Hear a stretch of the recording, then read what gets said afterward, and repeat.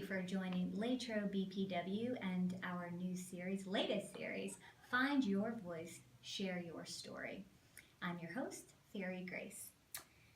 Well, from being the First Lady to the first woman elected in the New York Senate, and also being the first woman to be made a full partner at the Rose Law Firm, she had a lot of amazing firsts. And we are speaking of the well-known Hillary Rodham Clinton.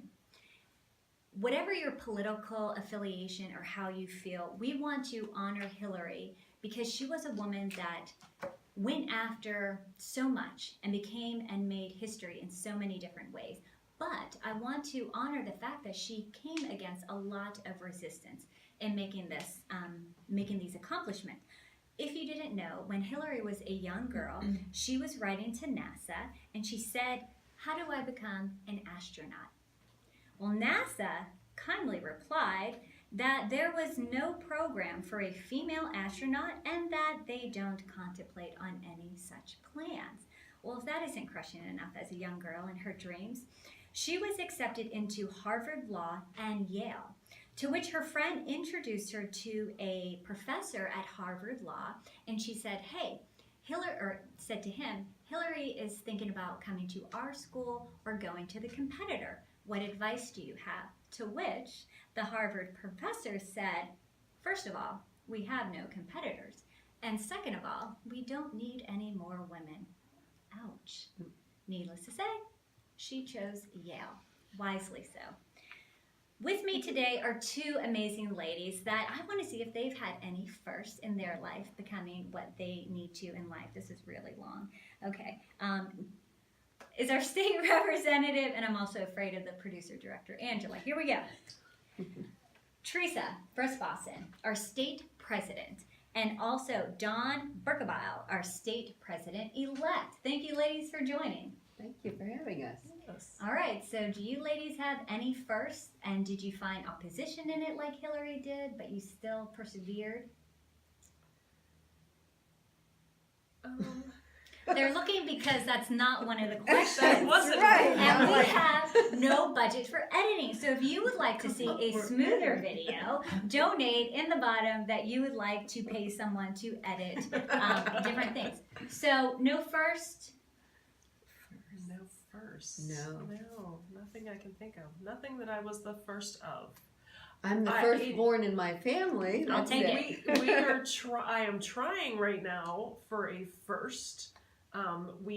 My team and I, our Mary Kay team, if we can complete everything we need to this month, we will be the first unit in our national area to complete DIQ in 1 month. That's what we're striving for. DIQ, which is Director in qualification. Okay. They're going to make it. So that would be a first. And you're going to do it. We are going to do it. And we're going to have a follow-up on it.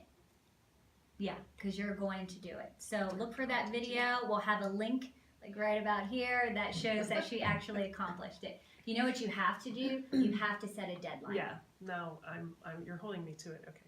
I'm holding you to it because that's what we do at Latrobe BPW. All right, ladies. We see that Hillary really had people come up against her. Have you ever been blatantly discriminated because you are a woman?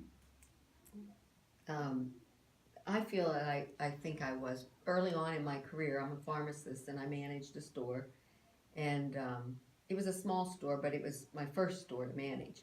And my district director came to me and said, "You know, we're bringing this other male manager into the store. He's going to be your assistant. We have to demote him, but he's going to be making more money than you are because he's a family man." And I was single at the time and brand new out of school and didn't know BPW and didn't know to say, well, I want to make the same wage as he did. And he had to tell me this because I would see payroll come in every week. So, you know, now looking back, I wish I would have said something or would have known to say something, but thank you BPW because it won't happen to me now. Do you think he was related to the Harvard professor somehow? I'm sure he was. Holy cow. And you know what I want to say, sometimes people think we sensationalize things, but that was absolute fact. It was an emotion that you were discriminated. You saw it literally in writing. Right. Dawn, do you wanna?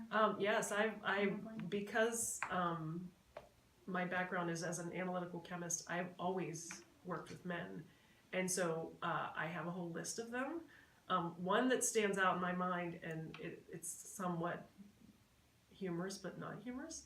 I was an applications engineer for a refractory company, and my market areas were incineration and power.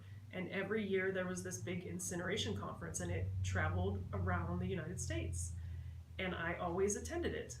And the year that it was in New Orleans, I was not permitted to attend it. They sent someone else to New Orleans, and I don't know. I mean, was it not appropriate for me as a female to be in New Orleans? I always felt like I was being blatantly discriminated against because, was I going to misbehave?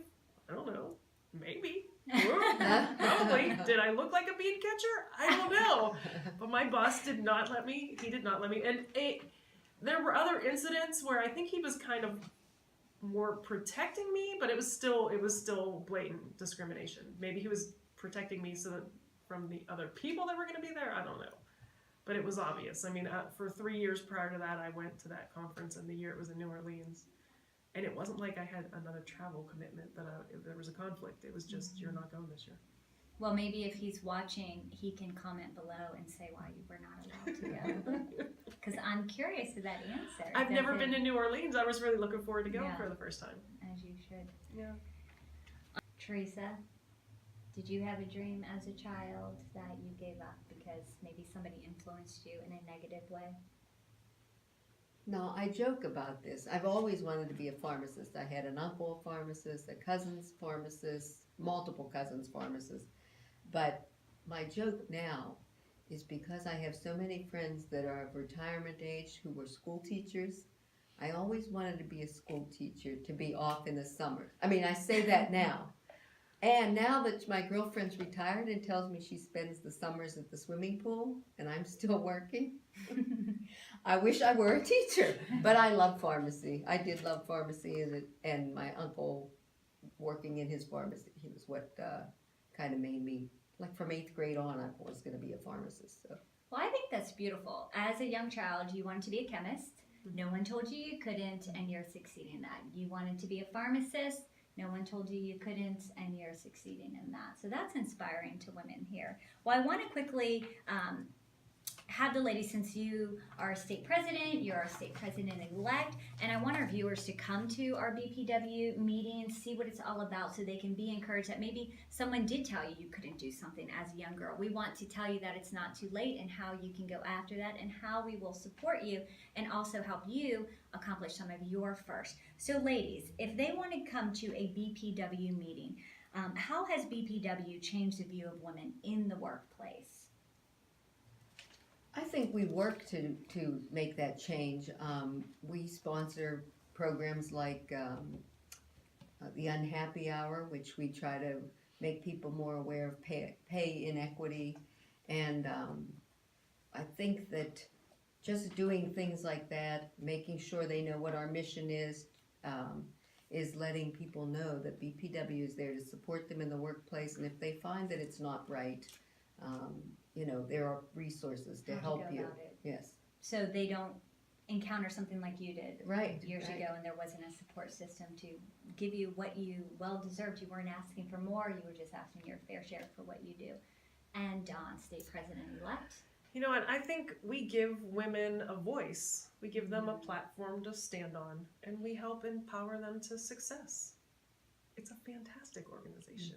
I think that summed it all up. So thank you, ladies, so much for being here. Teresa Rasbassen, state president, and also Dawn Berkebel, our state president-elect. We want to thank you for watching and joining us, and we would love to have you at a meeting, but if you cannot do that right now, please at least subscribe so you can hear other stories of ladies sharing their voice and expressing who they are, and also to encourage you in whatever you do in life, that whether it's your first or your last or somewhere in between, we are here for you. We are here to support you. We believe in you and everything that you stand for and every breath that you take. This is Latrobe BPW. Find your voice, share your story. I'm your host, Fairy Grace, and we want to thank again YWCA for allowing us to have this series.